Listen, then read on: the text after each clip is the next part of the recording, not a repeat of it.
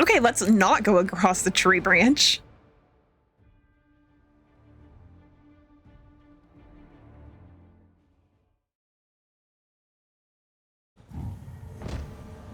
Where are we? What did we just do? Okay, so we're still we're over here. We just got finished with the necromancer. Oh, jeez. Oh, hey, I'm not gonna read through this again. Okay, now that we've celebrated Sela's friend. Always watch your back. Okay, here's the exit.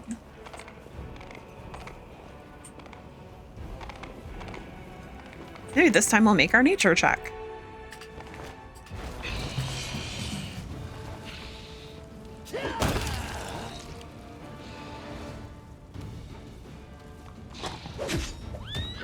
Oh, hey, she's back to being normal and not... You've crossed the wrong mongrel.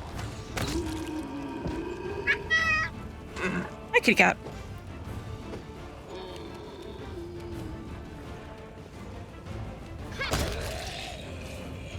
Wait, let's save here so we don't have to go through any of that ever again.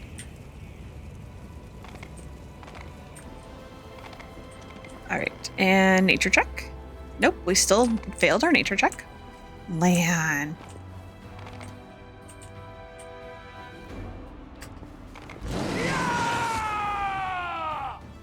It's not even looking at us.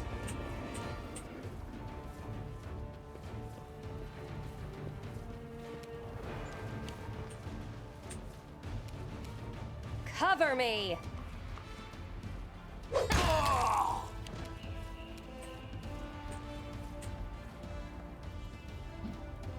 You won't survive me.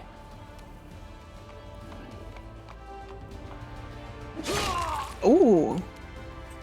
That was a cool death animation. She just sliced his head off.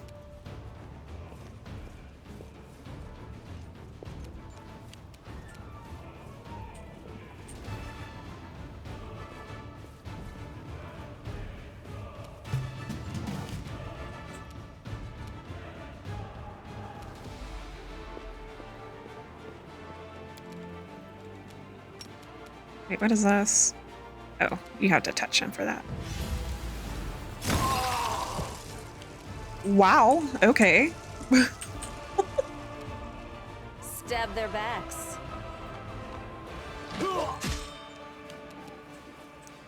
Land, you need to come around the corner. Oh, you don't have your... Do I have these on? No, I don't. Okay, good. I don't want to waste those arrows. Endure this. Hold.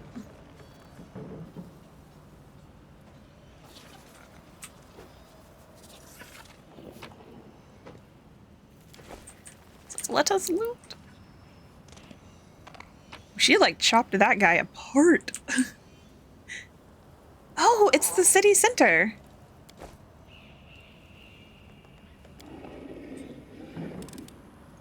Just don't blame me. I'm gonna blame you. Why don't you open this?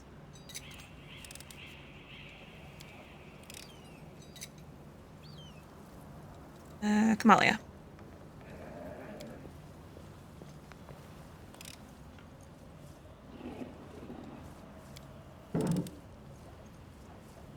What is wrong with you two?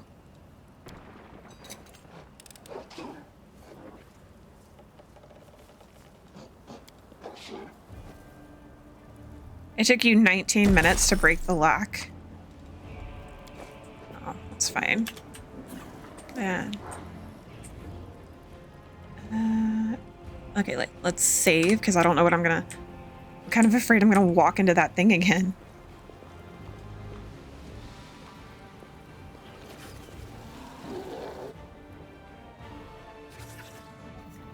Just a house. Oh, with a book. And a trap.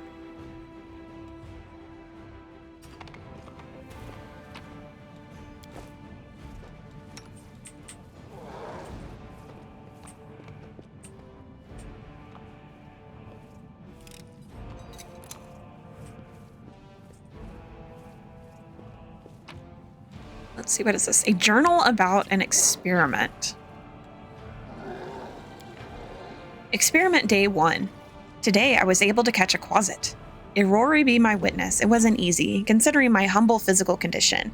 Luckily, it was a scrawny specimen, about 7 pounds, with a wingspan of about 2 1/3 feet. When it awoke, the quasit first tried to attack me, and then ruined my clothes with his caustic saliva. Experiment day 3. I have begun my linguistic research. My goal is to study the language of quasits. I'm quite convinced they have their own dialect. Through understanding their speech, I will be able to understand their way of thinking and convince them to rebel against their lord's tyranny. A revolution will roll through the abyss, and the powerless will rebel against their oppressors. I'm sure that Everbloom Milani will not refuse her patronage even to such creatures as these, if they would break their chains of slavery.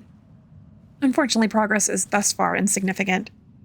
I've been able to catalog only 2 words, which I suspect must mean rend and carrion. The quasit formed both words quite vividly when communicating or commenting on my person. While I was entering this record, the quasit managed to steal my watch and throw it into the chamber pot. Judging by his spiteful giggling, he's quite delighted about his little joke. And despite the naughty trick, I am somewhat glad. Jokes and pranks are a part of cognitive communication, which I fully intend to establish with the specimen. I grow more and more convinced that I made the right decision in leaving Absalom and Foray Logos, the so-called wise house. More like narrow-minded fools stuck in the past, under the sway of their ringleader, that chatterbox, the fool of fools, Gibbelost Narthropple. They've never appreciated the progressive nature of my theories. Experiment day 4. Today, the quasit almost bit my nose off while I fed him. In response to my shame, I beat him with a wand. Such behavior toward a sentient... What are you doing over there, dragon? Such behavior toward a sentient being is unacceptable, and I repent deeply. I've also run out of meat. The specimen and I will have to make do with porridge and soup. Experiment day 6. It's been 3 days since the specimen switched to a vegetarian diet. At first, the quasit refused to eat plant-based food, but then ate some cabbage soup and poked at the porridge with his claw. His face looks so tragic. Experiment day 7. The specimen has completely lost all signs of aggression. At dawn, I was awoken by his moaning. The quasit was rolled up in a ball in the corner, whimpering. Despite his dangerous appearance, it's quite impossible not to feel compassion toward the poor creature. I had to take prompt measures and give the specimen a laxative potion. The quasit now reacts to me with confusion and fear, but at least it's not suffering anymore. His gastrointestinal tract must have reacted unhappily to the unfamiliar diet. Experiment day 10. What a great day! The switch to a completely plant-based diet is complete. The theory that quasits can only eat meat and carrion has been disproven. My eternal opponent, Sir Jubilost, will just have to go drown himself in a river. The quasit has become peaceful and easygoing. He no longer tries to eat my boots or the feet inside them. The specimen's behavior has become gentle and friendly. He shows some interest in ball games and physical exercise. I have named him Peeker. Today, he initiated communication and attempted to explain a new word to me. By all evidence, he was making up the word during the communication process, for there has never been such a word in the quasit language. The meaning, as I understand it, is safety, comfort, and calm. I see no further need to keep Peeker on his chain. This experiment has convinced me that the vicious and evil traits attributed to quasits are acquired habits, not natural or inherent to their nature. Over these days, I have grown fond of him, and by all evidence, Peeker likes me too. He's gotten used to napping on my knee while I'm writing my observations in my journal. Maybe someday this quasit will become my familiar. The current stage of the experiment is complete. Peeker and I are soon off to Absalom to present our findings before the professors at Foray Logos and become a scientific sensation. On our way, we may make a small detour to Avestan so that Peeker will have a chance to better adapt to civilization. I hope the little trickster enjoys the journey. That sounds like a horrible idea, and I think that quasit may be pulling your leg. What is this? Stories told to us by spirits. The Knight with Harrowed Hands. Canobras Medium Alliance Publishing. The demon puts 2 plates on the table in front of me. On each, a bleeding human heart. Look, he says. The right one belongs to a noble and righteous man. Okay.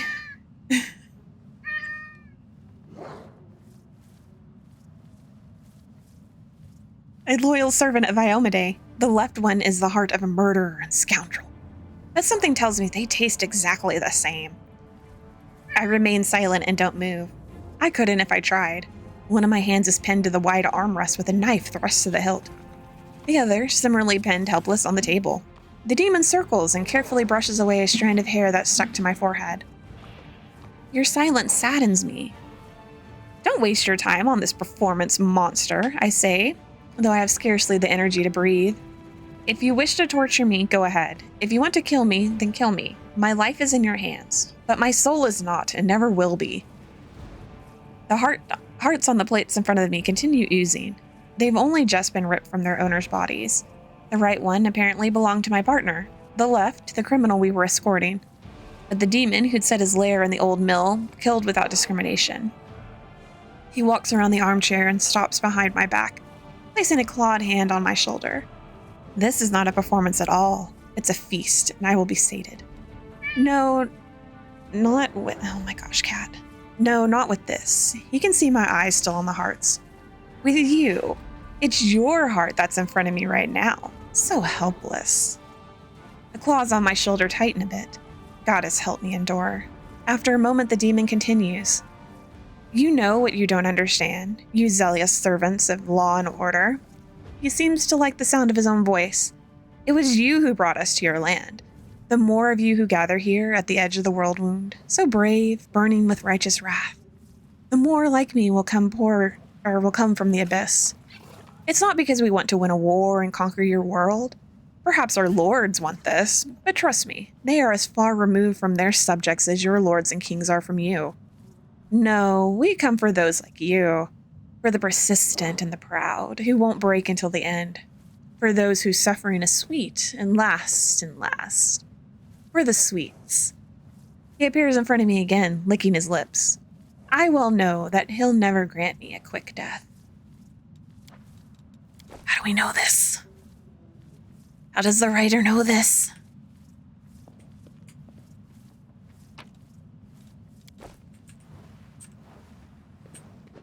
Oh, there's a thingy down there. Come, everybody. Gather.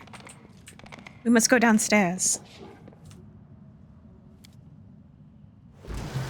Where there's... I don't know what is this? A shadow demon. Ow. Why does everything hurt?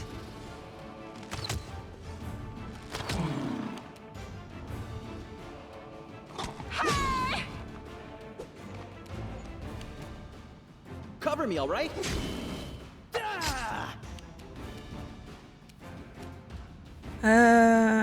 Maybe we need to make it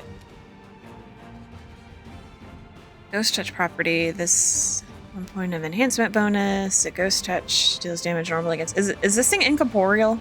I'll cut you wide open. I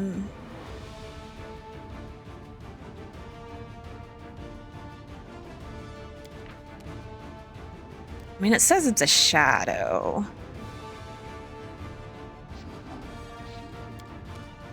Let's try it.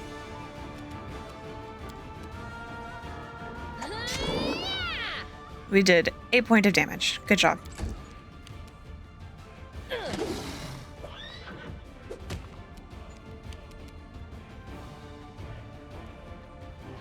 Let's see.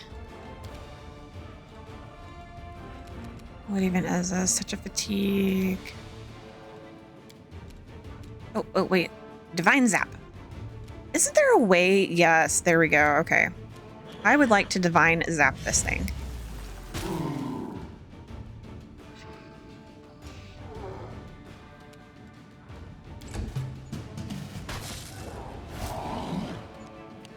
They really have it out for Kamalia. Jeez. Let's see. Let's turn those back on. Make every strike count. Did you see that? I did. You did a good job. Take you!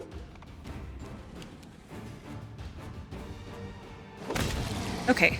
We did it. We're gonna take this. And what is this? These fighters must have been caught off guard. They died before they could even draw their weapons. Their bodies are covered in a thin layer of ice that is slowly melting. Let's see, can we clear the blockage? cleared the blockage. It is very dark in here.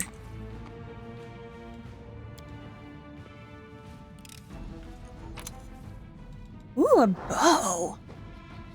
Oh, it's a composite longbow. I'm pretty sure Lan already has a composite longbow. Where are you, Lan? No. Well, you do. But is it... Oh, it's a wicked longbow. Ooh.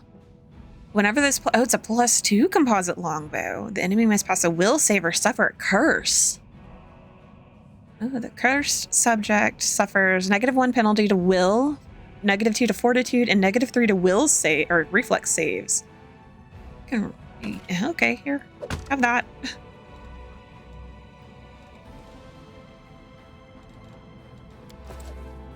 It is still very dark in here.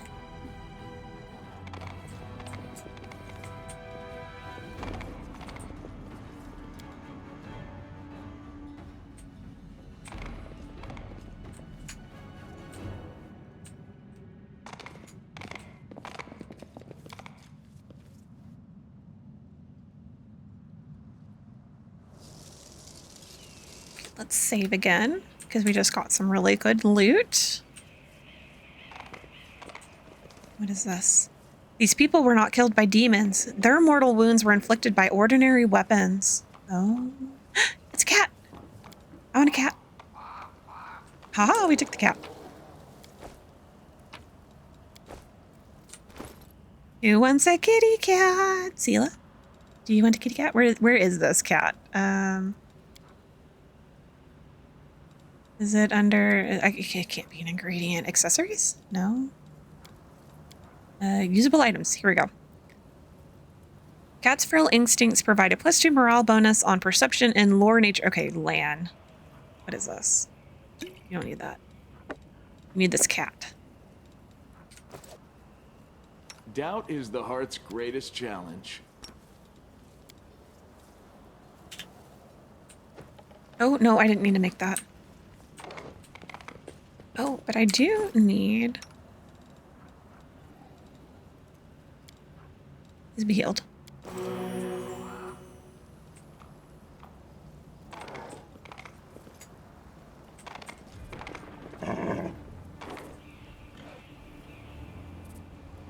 Ooh, spooky. Hear me. Take heed. The hordes of the abyss march on Cockatrice. The wardstone is their target. They must not be allowed to capture it. The consequences will be dangerous. What are we seeing? Echoes of the past? Well, we're seeing something, that's for sure. What now? What are you? What are you? A thing?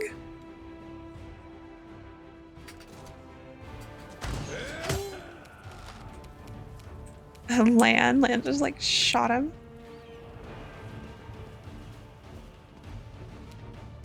Oh, was he cursed? Did he make his will save? It didn't. I don't even think it tried. Are they fighting each other? What are they doing? Anyway, Sela.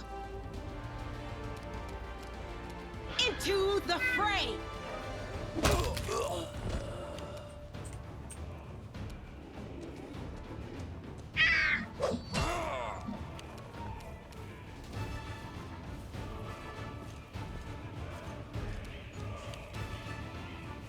Cat apparently has had enough of up here.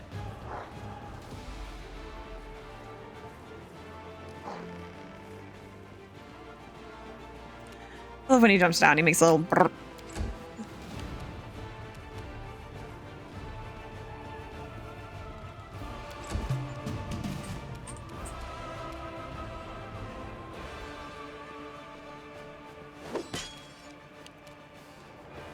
Did you miss? The inheritor, guide my blade.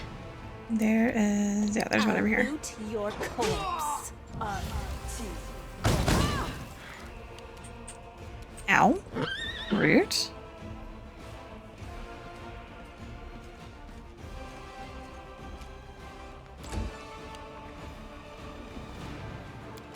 Okay, so we don't need to have those on anymore because we're not fighting demons.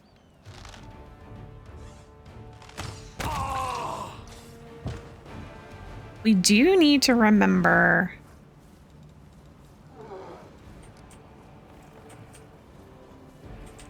I wish I had a little notepad in here that I could write on. Like, hey, remember that there's a demon over by that wherever.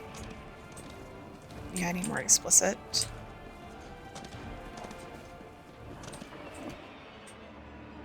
Oh, speaking of another demon, jeez.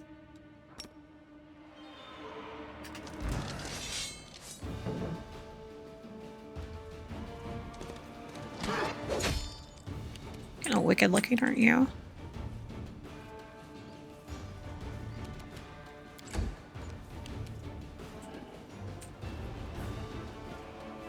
Is that? He's a babu. Let's put this back on. You've crossed the wrong mongrel.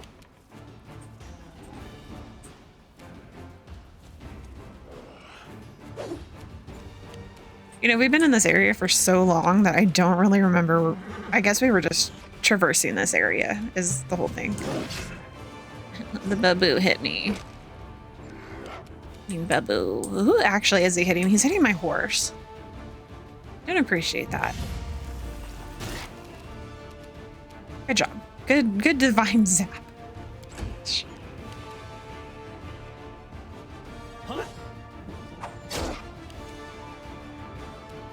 Your death awaits. These things are hefty. Gosh.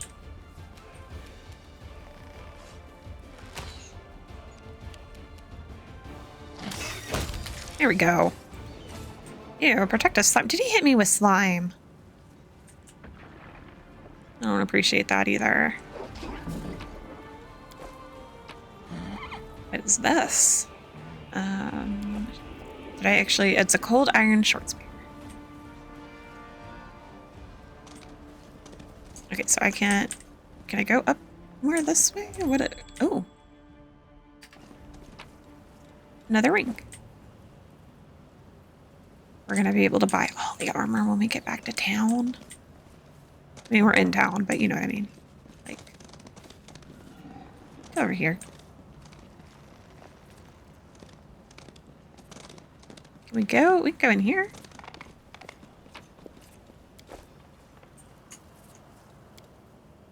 The Temple of Desna. We're so sacrilegious riding horses in here.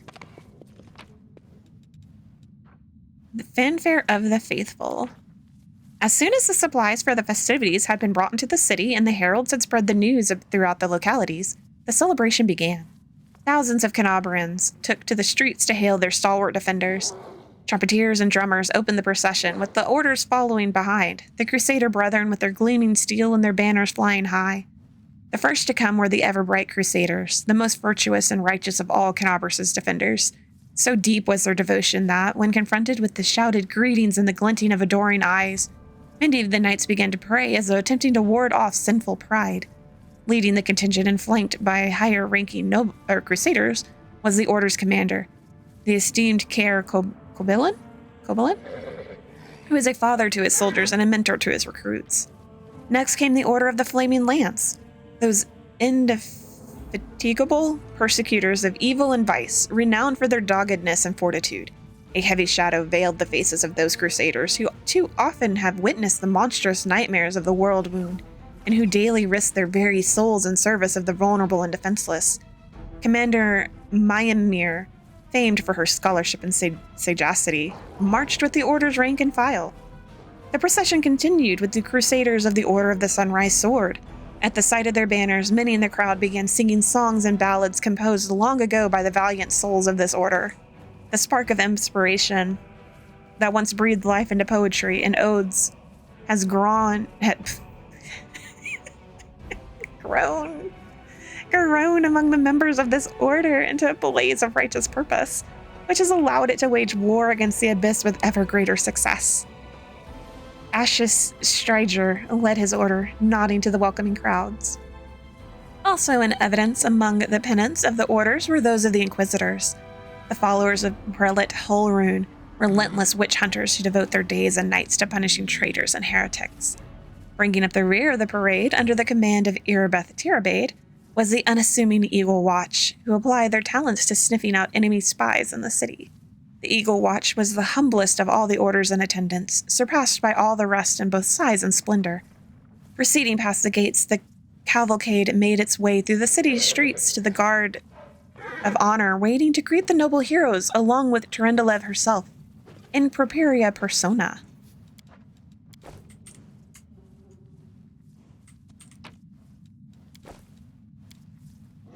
An altar of Desna, goddess of luck, patron deity of travelers and dreamers. So pretty.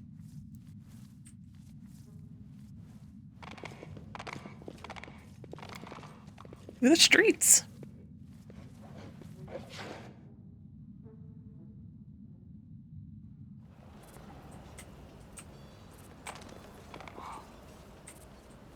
Careful now.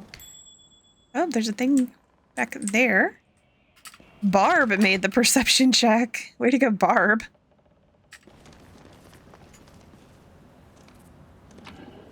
Oh, we found somebody's liquor stash.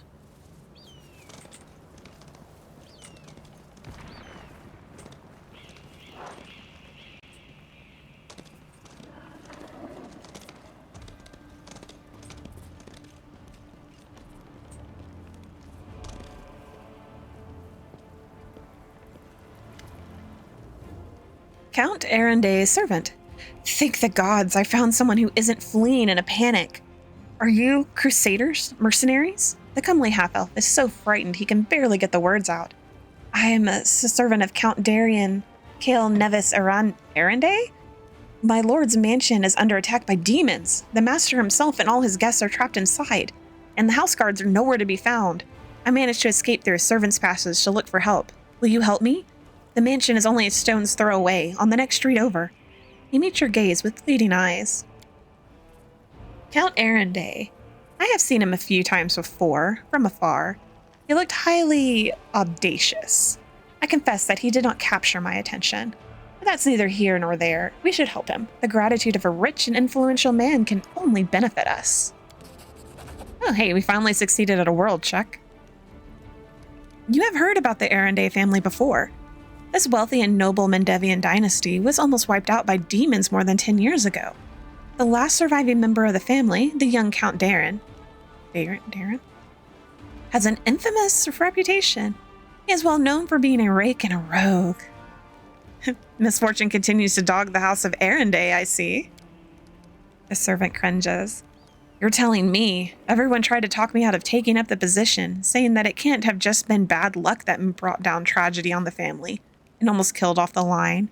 But I reasoned that since my master was the only one to survive that calamity, that meant he must be blessed by fate and the powers of good. The pay was nothing to sniff at either. The servant cast his eyes around the street. I should have listened to people smarter than me and gone to work somewhere else. We're really far away from Canabras. Tell me more about what happened. I'll tell you what I can. I was working from dusk till dawn and back to dusk again, serving guests at the Count's banquet. When the other servants came to relieve me at my post, I went to sleep. Next thing I know, I wake up and there are demons inside the mansion. I couldn't even reach the Count. The monsters had blocked the way. The Count's banquet was still going on. He and his guests were in the great hall, and as far as I could tell, the door to the room was sealed and the demons couldn't get in. I'm begging you, hurry. The mansion's doors are sturdily built. The demons will have to work hard to get past them, so you still have time to rescue the people inside. And what will I get if I help this Count of yours? Demanding a reward for fighting demons? That is dishonorable. And foolish, too, since demons are the enemy of each and every one of us. Today, we selflessly help someone to trash the demons, and tomorrow someone else will help us. If we're talking about a humble working man or a soldier, I'd be the first to say that we ought to help, because it's the right thing to do. But some filthy rich aristocrat with a mansion? If he wants our service, he can pay for them. I'm trying to imagine how the cave tribes could have survived if we'd had a small group of freeloaders. Sitting pretty on their inherited wealth, doing nothing while the rest of us starved.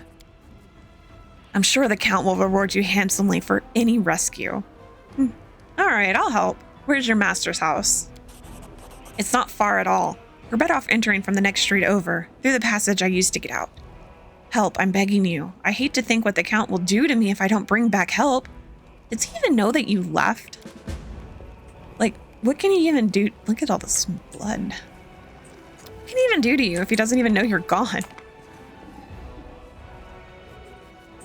Which he's so blasé, like he probably doesn't even know that that man's gone. Oh, what is this? Judging by the size of the blood stain, the body of something truly enormous was dragged over these stones. Trundlev, most likely. Oh, they stole Trundlev. A rift in the earth left by Daskari's massive scythe. You and your companions fell through here during the attack. That we did. Now what are we pausing for? Oh, there's a... What is that? A cleric. Look, I just want to loot. Can we do this some other time?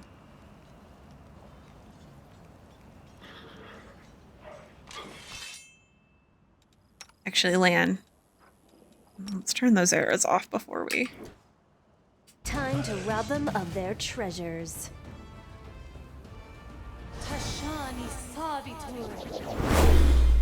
Did you just cause fear in my horse? Meatloaf.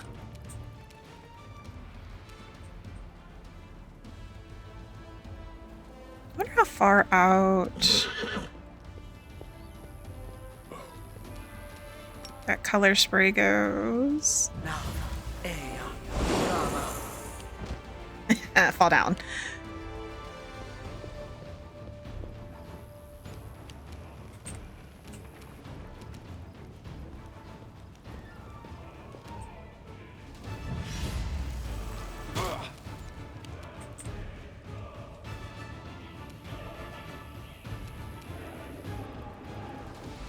The light take you! Oh, it's still giving me the text. Oh, that's kind of funny.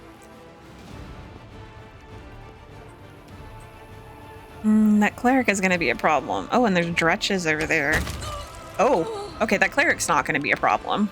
Yeah, never mind.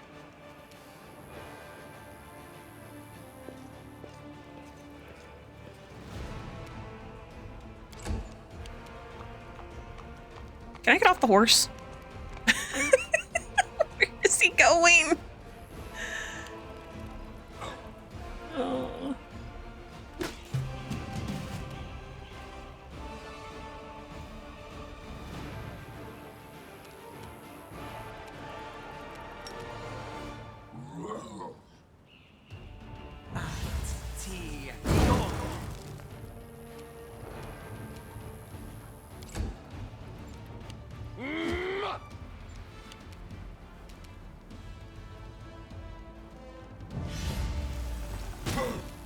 Ooh, we did 2 there.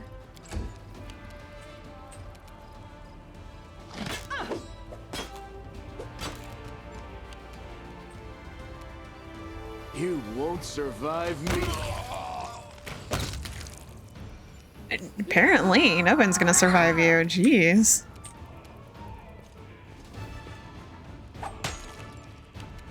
Are we done being frightened, horsey? Meatloaf?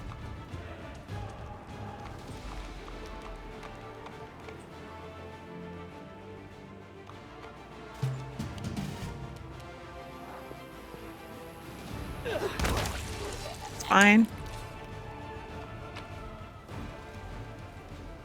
What is this? Half plate. We have some kind of half plate. Let's see, armor. So, what kind of armor is this anyways? It's so banded mail is heavy, so this is also heavy. Well, she's not casting any arcane spells anyways. Okay, here we go. What is this? This is medium armor. Who wears... Lan doesn't wear any armor. She doesn't... Oh, she doesn't have anything on. Oh my gosh. I've got a bunch of... What is this? That's light armor.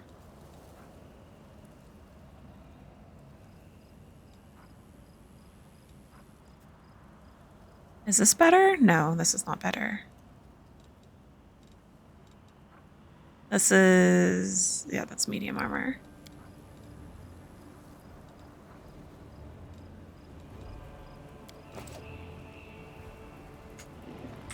Okay, well, let's finish searching around here. It's hard to believe that this place recently held a bustling and festive market. Right? Oh, what's going on over here? Day 19, month Arotus 8, year 4715. The demon invasion transformed all of Canabrus into one great battlefield, but nowhere in the city suffered as much as this square. This place saw a clash of titans. The demon lord Dascari leading his hordes from the abyss, and the dragon Turendelev, the mightiest of the city's defenders, and one of the first to fall. Do we know everything about Turendelev? The demonic threat united all kinds of creatures in supporting the Crusades. Among them was a silver dragon named Turendelev, who protected Canabrus for many years, aiding the army of Queen Galfrey. It was the power and courage of Turendelev that held back the hordes of Baelor Khorramzadeh in 4692. However, even the silver dragon was helpless when the demon lord Dascari himself appeared in Canabrus. She perished right before our eyes, protecting the city and its residents to her dying breath. Yes, the mightiest of the city's defenders, and one of the first to fall. A skilled scout... oh wait, no. The scene of destruction leaves no doubt as to the battle's outcome. A skilled scout could recreate the course of the battle, moment by moment, simply by looking at the ruins. From the chimneys torn down by powerful wings in a sharp dive, to the bloody tracks left behind when the demon dragged away the noble reptile's broken body. But it is no hypothetical scout gazing upon the ruins, it is Kidis, and she is not alone. The shadow of a strange, barely perceptible presence lingers over the place, like a gaze untethered from any observer. This mysterious force, unknown to mortal kind, silently assesses, judges, and seeks a better way. In an instant, Kidis is vested with this power and looks at the world with its eyes. The past, present, and future stand before her as a unified whole. An unmoving, multifaceted crystal that would be beautiful were it not for the fractures, blemishes, and flecks marring its splendor. What do we want to see, the past, present, or the future? It's always dangerous to know the future. We know what happened in the past. Let's see what the present holds. Ruins, blood, corpses. None of this perturbs the Aeon's dispassionate gaze. Aeons? Beyond passion, beyond mercy, beyond reason, the faceless caretakers of reality toil without end, silently struggling to preserve the tenuous balance upon which all existence depends. These voiceless forces are the Aeons, inscrutable shapers and eliminators of the multiverse. They exist beyond the understanding of most mortals, endlessly striving towards goals unfathomable even to the many of the plane's oldest inhabitants. Aeons build order from the chaos of the maelstrom, seed new life upon barren worlds, and halt the rampages of forces grown overbold. They rend nations to vapor, dismantle planets into the cosmic dust, and pave the way for calamities. Aeons embody the plane-spanning hand of a metaphorical, omnipotent clockmaker, endlessly tuning and adjusting the myriad gears of reality in pursuit of ultimate perfection. The living are alive, the dead will be judged by Pharasma, all as it should be. Oh, Pharasma, the Lady of Graves, Mother of Souls, Grey Lady. Pharasma is the goddess of birth, death, and prophecy. She shepherds Galarian's recently departed souls to their final reward.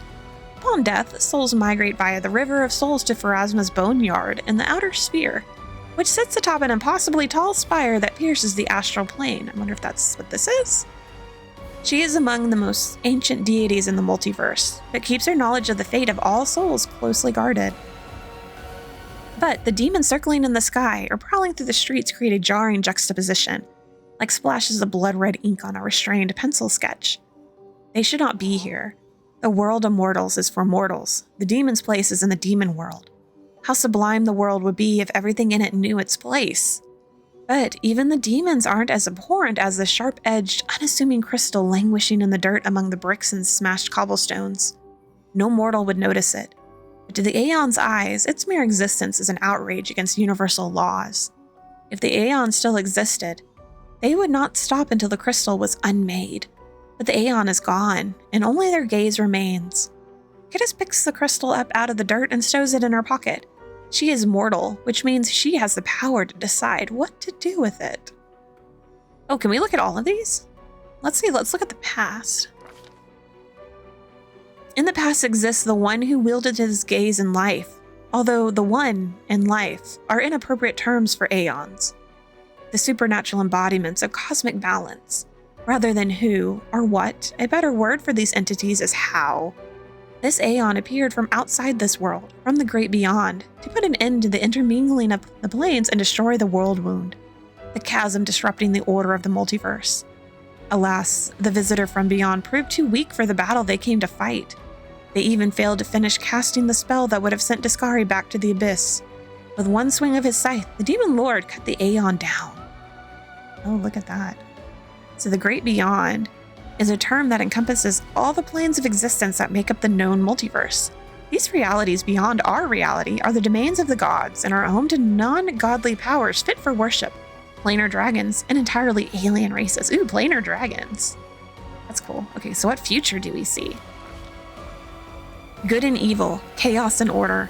Everything is in its lawful place in the multiverse and is no longer trespassing where it does not belong. Nothing is disrupting the smooth and steady current of the river of souls from life into death and back to life again. Reality, rid of its flaws, is now perfect, and the Aeons withdraw to eternally admire its beauty, which will never be threatened again. River of Souls. The River of Souls is the name given to the constant migration of mortal souls from the material plane to Pharasma's boneyard in the outer sphere, where they are judged and sent to their eternal fate. On the astral plane, the River of Souls resembles a massive winding silver thread. Those who approach can see the countless souls moving through the silver haze like so many schools of fish. The esoteric tradition considers the River of Souls to be a ley line and simply one part of the multiverse's network of magical pathways.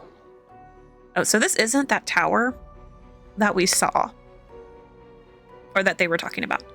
This is some other tower. After allowing the heroine to view the world through their eyes, the little that remained of the destroyed Aeon is killed even inappropriate?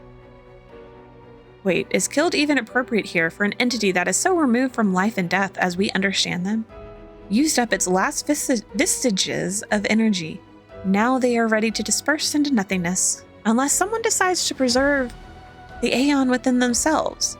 Will the heroine take on this power so that she may again look at the world through another's eyes, or will she allow it to vanish? No, that was fun. I want to do that again. We shall retain the Aeon's power within ourselves. The spirit of the Aeon dwells out of sight, deep in Kidis' soul, like a pair of magical spectacles stowed away until the moment when the heroine once again needs to look at the world through another's eyes. Cool.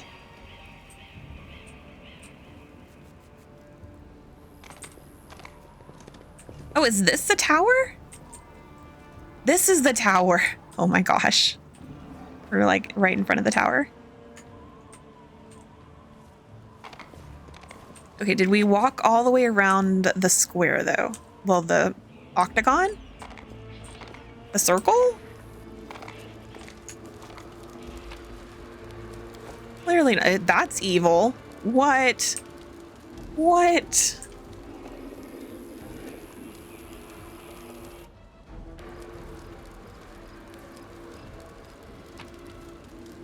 What is this? Midnight Bolt. The owner of this bolt can shoot it to deal 50 points of damage that can't be ignored or reduced. This bolt cannot miss. Oh, cool. I picked up an evil bolt. It's clearly evil bolt. I'm sorry. You cannot do something glowing red like that is so evil. Oh, we got spices. Okay, so here's where we came in. I guess let's go up these stairs. Where's my map key? Yeah, I think going up the stairs will be fine. So much exploration. Are people talking? There's a stranger. I am the answer. But what is the question? You're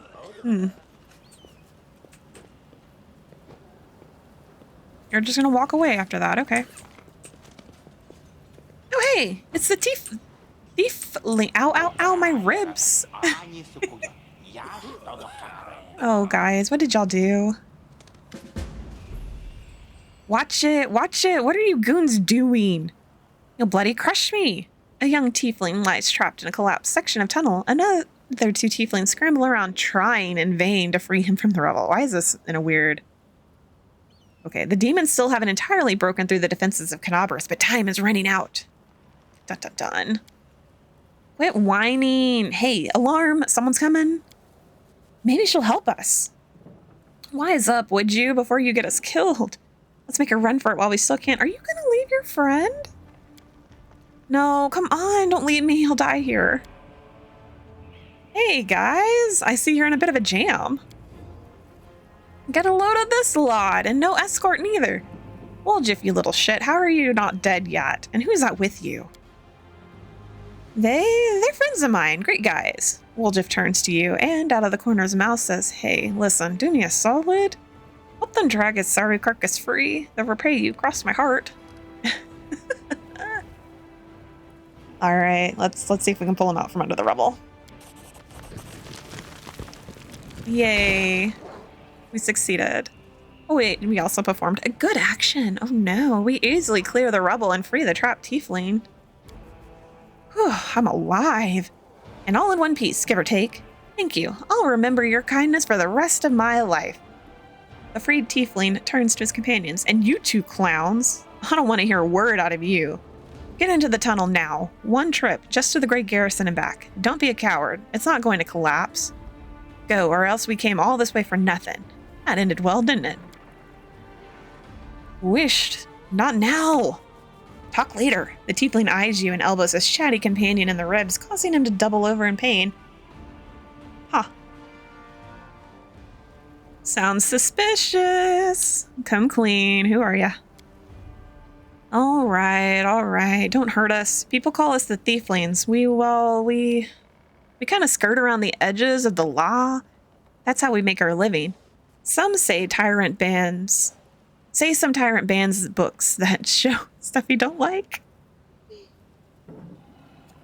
Oh, yeah, or fancy Keonan wine you don't drink. Is it wrong if we step in to fill the gap in the market? If there's a demand for it, someone's got to sell it. Don't go thinking we're gangsters or anything. Our only concern is making the lives of citizens easier for a little coin. People in this city can't even breathe without breaking some stupid regulation or restriction. Take this tunnel that collapsed on top of our friend, for instance. It leads straight to the Great Garrison. Thanks to it, any soldier whose throat's feeling a little dry or who's needing some nighttime reading material, we can get all the things for him that his heartless superiors refuse to.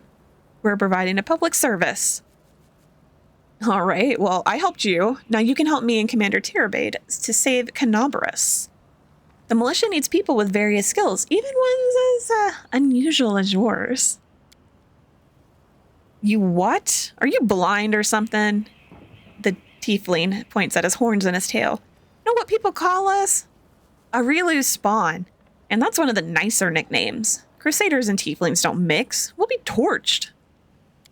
Whoa. Tirabade? Irabeth Tirabade from the Eagle Watch? Lads, we have to help her. She's one of the only big shots in this town that actually treat us with any decency. Why should we risk our necks for the Crusaders? Because Irabeth risked her neck for ours. She saved us from that creep Hellrune, yanked me straight out of his torture chamber. Only a worthless toe rag would refuse to help her after that.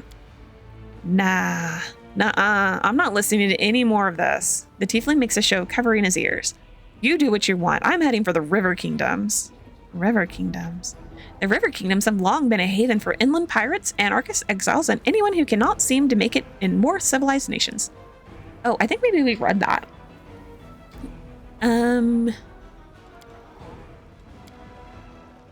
Go on then. I'm going with the Crusaders, and I'm going to round up the others to help. The tiefling smirks. We've made some good money in the city. It'd be a shame to surrender our meal ticket to the demons. But enough yabbering. So long. So we got like 2 of them or something. And we found an entrance. Oh my gosh, entrance.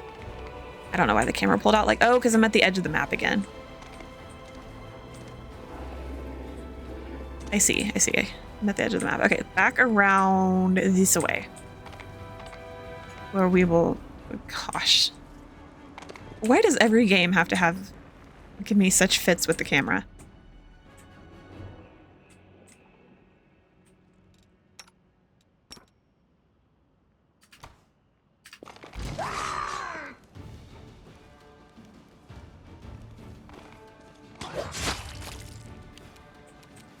What did we chop off of him? His arm? His head? He's still standing. We just chopped an arm off, but he's still upright. Oh, I don't think he has feet. Oh, no, he has feet.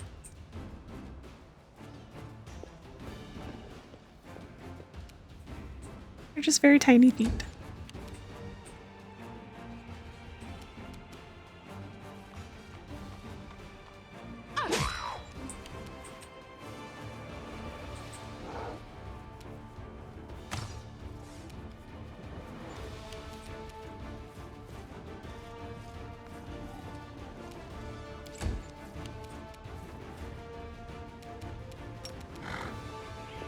Will it move her? Yeah, it moves her up far enough to hit. Oh, he didn't even hit. Stab you or zap you? Why not both? Just explode them. How about we do that? What is this? Despite all the city's troubles, the statue of Iomade towers proudly over the street. Oh, now what am I? Oh, there's more swarms down there. Well, we missed that. I can't. Oh, is this the garrison? This is the garrison. Okay, well, we can't go in the garrison. Can I go down here, though? You asked me.